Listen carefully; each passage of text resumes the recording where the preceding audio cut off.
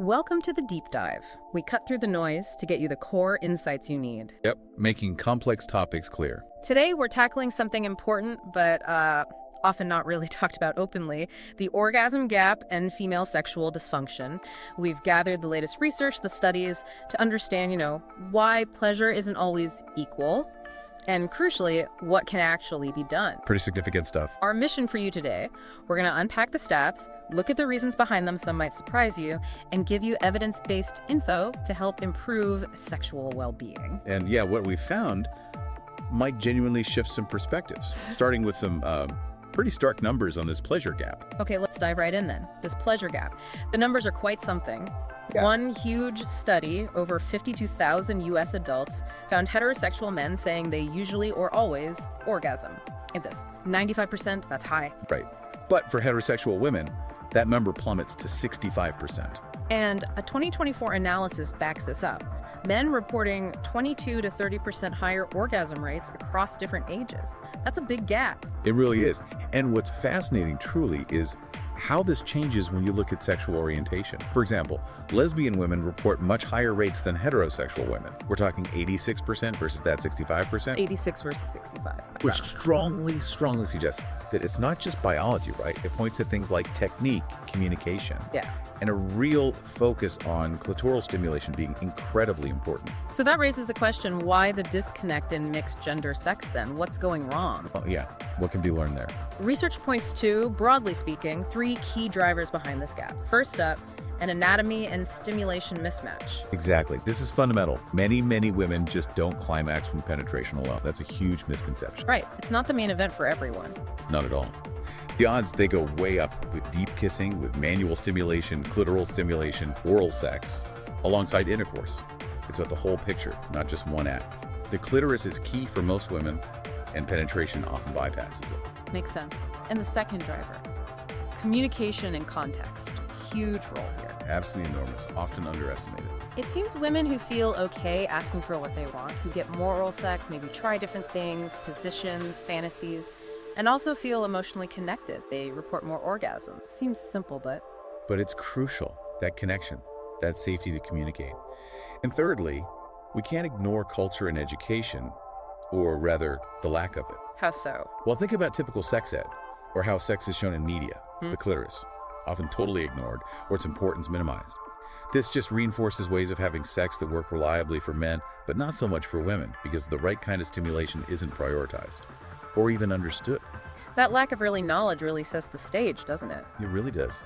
Shapes expectations, behavior, everything. Okay, so if we know technique and communication help, why isn't it simple? This leads us to, I guess, a deeper issue. Female sexual dysfunction, or FSD. Yeah, moving beyond just the orgasm gap itself. FSD is really common, but it's still under-discussed, lots of stigma. And it's complex. Desire, arousal, orgasm, even pain can be involved. It's definitely multidimensional. Prevalence numbers vary, but some big reviews, like in Africa, show pooled FSD rates around 52%, half the population. Wow. And lifestyle links are interesting too. A 2025 meta-analysis found sexual dysfunction in about 65% of sedentary women, compared to 47% in highly active women. So moving your body helps your sex life. Seems like it plays a real role. Clinically, we see conditions like FSIA, that's female sexual anxious arousal disorder. Basically, low desire or arousal causing distress lasting 6 months or more. There are validated tools like the FSFI questionnaire that help screen for this. And HSDD, hypoactive sexual desire disorder, that's another one, right? Low desire causing distress. Correct. And the causes can be tangled biological, like hormones, psychological, like stress or trauma, and relational too. Relationship dynamics matter. It's rarely just one single thing. Okay, so given all this complexity, what can people listening actually do? What helps? All right, the practical steps. Well, the evidence points clearly. Prioritize clitoral stimulation, manual, oral, both. And crucially, extend foreplay. Don't rush. It often takes longer for women to get fully aroused and reach that point. Slowing down, focusing on different kinds of touch. Makes sense. And communication again, I assume? Absolutely central. Asking for what feels good. Giving specific feedback, positive feedback helps. Yeah, guiding your partner. Exactly. And don't be afraid to mix things up.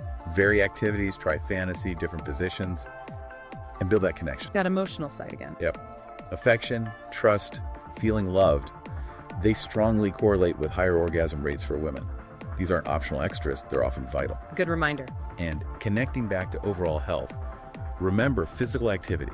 Regular movement is linked to better sexual function. And please, if you're dealing with persistent pain or issues with libido or arousal, seek professional help. Don't just ignore it. No. Clinicians have tools, therapies, treatments for FSIAD, HSDD, things that can genuinely make a huge difference. There is help available. So wrapping this up, what's the main takeaway for you listening? This orgasm gap. It's not inevitable. And female sexual dysfunction, it's treatable, it's manageable. Understanding this is really the first step. Absolutely. Which leaves us with a final thought, or maybe a question for you to consider.